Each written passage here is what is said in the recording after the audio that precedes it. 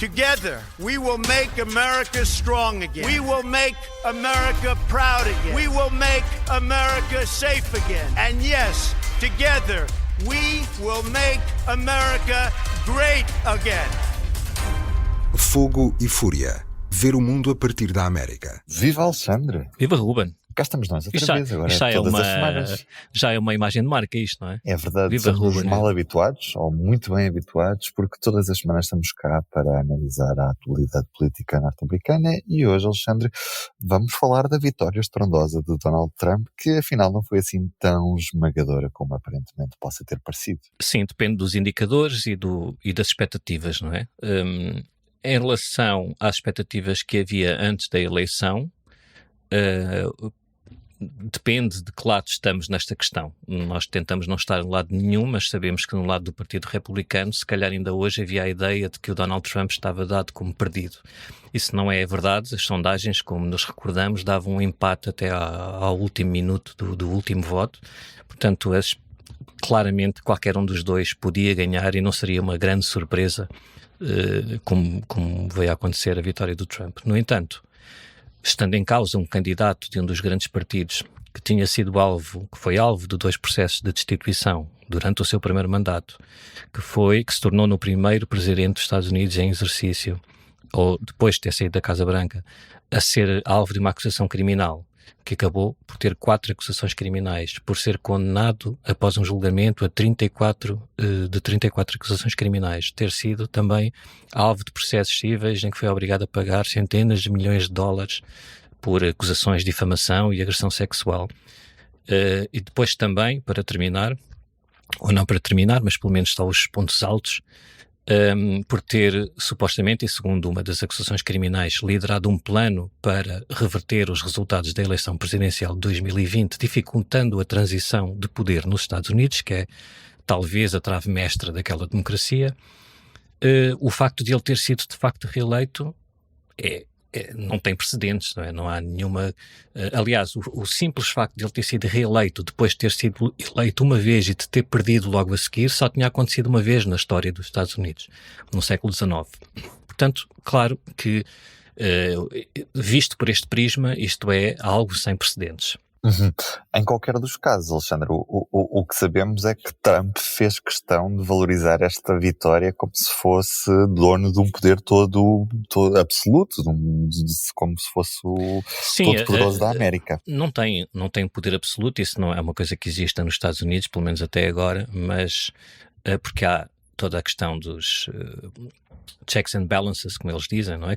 Que funcionaram no primeiro mandato do Donald Trump. E também depois o sistema judicial, o sistema legislativo, portanto isso não acontece nem pode acontecer numa democracia, mas a questão é que é perfeitamente normal, já aconteceu várias vezes na história dos Estados Unidos e até muito recentemente com o Barack Obama e até com o próprio Donald Trump em 2016 e até 2018, que um presidente seja eleito numa eleição presidencial em que o seu partido também obtém a maioria nas 2 câmaras do Congresso. Portanto, isto não é uma coisa, está longe de ser sem precedentes, embora se tenha tornado mais rara nos últimos anos por causa das profundas divisões que têm vindo ao de cima na sociedade norte-americana e na política norte-americana. Mas não é nada de novo. Em 2016 isso aconteceu com Donald Trump e durante esses 2 primeiros anos do mandato, porque depois em 2018 o Partido Democrata tirou a Câmara dos Representantes ao Partido Republicano, o Donald Trump conseguiu, obviamente, fazer passar algumas das suas propostas mais importantes, nomeadamente a reforma fiscal, que baixou os impostos principalmente para as grandes empresas, para as empresas no geral, conseguiu fazê-las passar por causa da sua maioria no Congresso, mas não conseguiu, por exemplo, cumprir uma das maiores promessas do movimento conservador norte-americano de derrubar e reverter a reforma dos seguros de saúde do Barack Obama, conhecida como Obamacare. Portanto, houve 3 senadores do Partido Republicano na altura, incluindo John McCain, que já morreu, que se opuseram por variedíssimas razões, mas opuseram-se e bloquearam essa tentativa do Donald Trump, mesmo numa altura em que ele estava na Casa Branca e que o Partido Republicano tinha maiorias nas 2 câmaras do Congresso. Portanto, Não é raro que um presidente e um partido do mesmo partido estejam em maioria no Congresso e estejam na Casa Branca, mas também não é raro que os presidentes com esse poder e com essa influência sobre o Congresso sejam travados de alguma maneira. No caso particular do Donald Trump, isso pode ser um cenário ainda mais possível porque muitas das propostas deles são fora do mainstream, não é? São completamente fora, por exemplo, das questões do aborto. Não é que ele tenha uma proposta em cima da mesa para proibir o aborto a nível nacional, ele já disse que não ia fazer isso, mas muitas propostas. Por exemplo, se essa proposta chegasse a ser levada à discussão no Congresso, muito certamente teria a oposição de vários senadores do Partido Republicano, seja mulheres, sejam senadores eleitos em estados onde candidatos do Partido Democrata têm bons resultados e que também não têm interesse em hostilizar esse eleitorado. Portanto, não tem uma via aberta para fazer tudo o que lhe apetece, obviamente.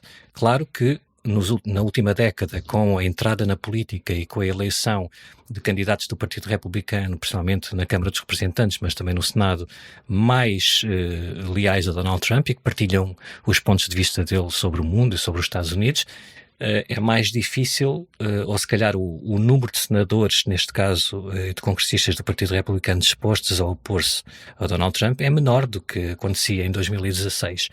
Mas isso não é porque ele tenha necessariamente obrigado ou forçado as pessoas a fazer isso. Simplesmente há pessoas que pensam como ele e foram para a política e foram eleitas. E as outras que não pensam como ele acabaram por desistir ou foram empurradas para fora.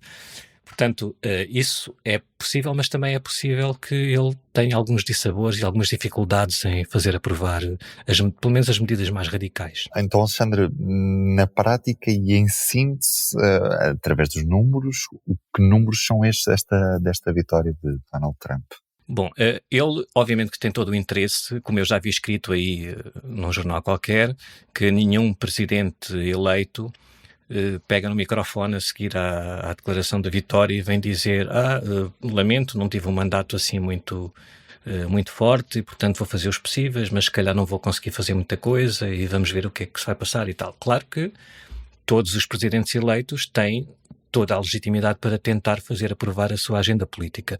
A questão aqui é nas suas declarações públicas, tanto Trump como os seus apoiantes têm vindo a fazer, não a dizer que tem simplesmente um mandato, para o povo falou, como é aquela coisa tradicional, e nós agora vamos tentar unir o país e não sei o quê, mas ele tem vindo dizer que tem um mandato sem precedentes, foi uma vitória estrondosa, histórica, e que na tentativa de justificar perante o povo e perante o Congresso, incluindo os republicanos que podem ser um obstáculo para as suas propostas legislativas, de que tem um mandato mesmo sem precedentes. Ora, isto, não tirando absolutamente nada à vitória do Trump e ao caráter histórico dessa vitória, por causa de um comeback político sem precedentes nos Estados Unidos, mas também não é verdade, está muito longe de ser um facto que ele tenha obtido um resultado sem precedentes e que tenha um mandato assim tão poderoso.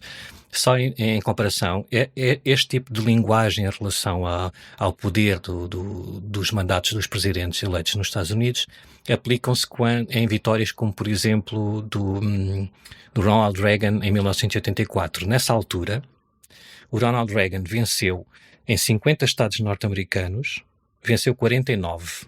O seu opositor da altura do Partido Democrata, o Walter Mondale, só venceu num estado, que era o seu estado natal, o Minnesota, e também no Distrito da Capital, que não é um estado, mas também conta para estas contas da eleição.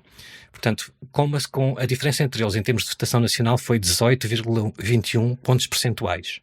Neste caso do Trump, a diferença que o separa da Kamala Harris em termos de votação popular em todo o país pode rondar 1,5 pontos percentuais. Estamos a falar de 1,5 para 18,21. Também, no caso do colégio eleitoral, a vitória de Donald Trump é maior do que a sua vitória frente a Hillary Clinton em 2016, mas ele obteve 312 votos do colégio eleitoral. Isto é menos do que as vitórias do Bill Clinton nos 2 mandatos e os 2 mandatos do Barack Obama também, que obtiveram mais votos do colégio eleitoral. Portanto, ninguém está a tirar, nem se pode tirar nenhum mérito à vitória do Trump, mas simplesmente não é verdade que ele tenha um mandato nem de perto nem de longe, mais poderoso do que estes presidentes que nós estivemos a falar, e de outros antes dele, como a vitória do Nixon em 72, em que ele teve mais 23 pontos percentuais na votação nacional do que o George McGovern, e em 64 o Lyndon Johnson mais 22 pontos percentuais do que o Barry Goldwater. Aqui estamos a falar de 1,5 pontos percentuais em relação à Kamala Harris. Além disso, isto não é nada de que a Kamala Harris possa gabar, nem o Partido Democrata, obviamente, mas a Kamala Harris conseguiu ter um bocadinho mais de votos na votação popular do que o Donald Trump em 2020.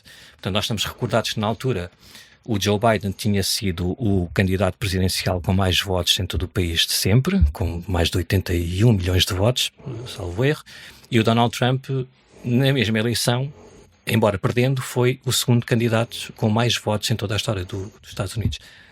A Kamala Harris, nesta eleição de 24, teve até ao momento mais de 200 mil votos em todo o país do que o Trump teve em 2020. Portanto, obviamente que isto não é nada. Nós, quando escrevemos um texto sobre isso, obviamente que surgiram comentários do tipo: qualquer dia estão a dizer como o PCP, que perderam mas ganharam e tal.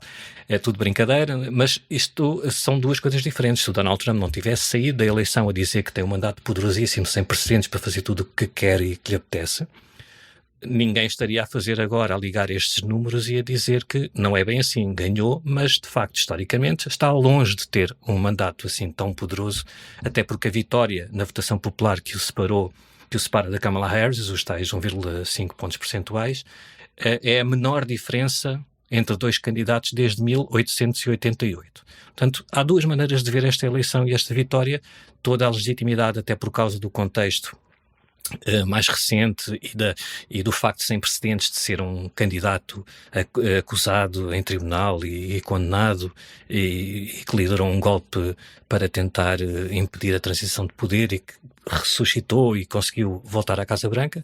Por outro lado, não tem de facto, nem de perto nem de longe, um mandato como teve, por exemplo, o Ronald Reagan nos anos 80, não é? Alexandra, deixa-me, ainda antes de terminarmos este episódio, perguntar-te sobre a questão dos processos judiciais em curso, ao agora presidente eleito Donald Trump. Estes processos judiciais já tiveram um desfecho, ou seja, já foram cancelados, ou até que ponto ainda continuam em curso nesta altura? Como é que estão as coisas, Alexandre? Continuar em curso, quer dizer, já há muito tempo que vinhamos dizendo isso, não é? Que se ele fosse eleito presidente dos Estados Unidos, dificilmente ia ser alvo, e se não tivesse sido condenado, ou até, neste caso até foi condenado, mas se a sentença não tivesse sido anunciada antes do resultado da eleição presidencial, seria muito difícil que ele viesse a continuar a ser envolvido nestes processos. Isso, de facto, é o que está a acontecer. Neste momento, o procurador especial Jack Smith, que foi nomeado pelo Departamento de Justiça dos Estados Unidos para investigar duas acusações contra o Donald Trump, uma de tentativa de subversão do resultado eleitoral de 2020, num processo que inclui, obviamente, a invasão do Capitólio, e um segundo processo sobre a sonegação de documentos oficiais da Casa Branca, que o Trump levou para a sua mansão na Florida, depois de ter saído da Casa Branca em 2021. Esses dois processos começaram a cair esta semana, quer dizer, começaram a cair antes, mas em termos mais práticos, começaram a cair esta semana com uma petição, com pedido do Jack Smith, o procurador especial, aos juízes que estavam a supervisionar estes casos, para retirarem o Donald Trump da acusação. Portanto, no caso da acusação sobre a invasão do Capitólio, isso quer dizer que o caso cai completamente, porque o Trump era o único acusado. No caso da Flórida, dos documentos, o procurador, ou através dele o Departamento de Justiça, poderá tentar ainda continuar a acusação contra outros acusados que dão o Donald Trump. Mas o Donald Trump está completamente fora disto, porque há um regulamento interno do Departamento de Justiça, desde os anos 70, depois do escândalo de Watergate, que simplesmente proíbe que um presidente dos Estados Unidos, em exercício de funções, seja alvo de uma acusação criminal ou de um inquérito criminal. É verdade que há sempre a hipótese de esses processos virem a ser retomados depois da saída dos presidentes da Casa Branca, mas o que nós estamos a ver, e como já se esperava, é que o Donald Trump tem nomeado vários dos seus advogados pessoais nestes casos para postos de chefia no Departamento de Justiça. Portanto, a partir de janeiro, quando tomarem posse e depois de serem confirmados pelo Senado, os que necessitarem, vão certamente arquivar os processos. Donald Trump não terá sequer de se preocupar, imagino eu, em abrir um precedente constitucional de tentar perdoar-se a si próprio, porque o Departamento de Justiça, com os apoiantes dele, fará isso certamente. Há outros 2 casos ainda em aberto, embora não estejam a decorrer, não haja sessões em curso, que é na Geórgia, num caso semelhante ao caso federal sobre a invasão do Capitólio, mas que diz respeito a um plano do Donald Trump e de aliados seus para reverter o resultado só no estado da Geórgia. Esse caso tem estado parado desde janeiro por causa de uma suspeita de uma acusação por parte de Trump e de aliados de Trump de que a procuradora responsável por esse processo teve um relacionamento ilegítimo com um dos advogados principais do caso. Portanto, esse processo está a ser ainda alvo de recurso, mas em princípio também ficará parado agora. A procuradora poderá até, se vier a manter-se no processo, desistir da acusação ou suspender a acusação com o Donald Trump e tentar retomar depois da Casa Branca, mas durante os 4 anos em que ele estiver na Casa Branca isso é totalmente impossível. E por último há o caso em Nova Iorque em que ele já foi condenado considerado culpado por 34 acusações criminais de falsificação de registros criminais, naquele caso relacionado com o pagamento pelo silêncio de uma antiga atriz de filmes pornográficos. A sentença foi marcada inicialmente para julho, só que, entretanto, houve uma decisão do Supremo Tribunal dos Estados Unidos que teve impacto em todos estes casos e que abriu um novo precedente em relação à tese da imunidade presidencial. Quer dizer, era mais ou menos assente de que os presidentes gozam de uma grande proteção em relação a acusações criminais, mas o Supremo Tribunal, com a maioria conservadora, incluindo 3 juízes nomeados pelo Donald Trump, veio agora dizer que tem de se presumir, os procuradores, quando querem analisar possíveis suspeitas ou acusações contra um presidente dos Estados Unidos, ou um antigo presidente dos Estados Unidos, têm de presumir que essas pessoas têm imunidade total sobre atos oficiais. Quer dizer, isso vai complicar bastante o processo federal sobre a invasão do Capitólio, porque o procurador Jack Smith, depois desta decisão, veio ter de fazer uma nova acusação para tentar perceber, juntamente com a juíza, o que é que poderia ser considerado ato oficial ou não, ou ato privado do cidadão Donald Trump, ou como candidato na altura, porque ele tinha sido o candidato derrotado na eleição e era presidente dos Estados Unidos. Portanto, uma seria na condição de cidadão privado, noutra como presidente em exercício. E se criou ali uma confusão que levaria vários meses ou até anos de pedidos e recursos e novos pedidos e novos recursos até chegar ao Supremo Tribunal outra vez para saber exatamente o que é que os juízes do Supremo queriam dizer com atos particulares ou atos oficiais. Portanto, isso e a iminência da data da eleição disse-nos que em princípio Donald Trump não ia sofrer nenhuma consequência e que se viesse a vencer a eleição como veio a acontecer, iria estar completamente livre destes processos. Alexandre, muito obrigado, um abraço e até ao próximo episódio de hoje, uma semana. Obrigado e até à próxima. O público fica no ouvido.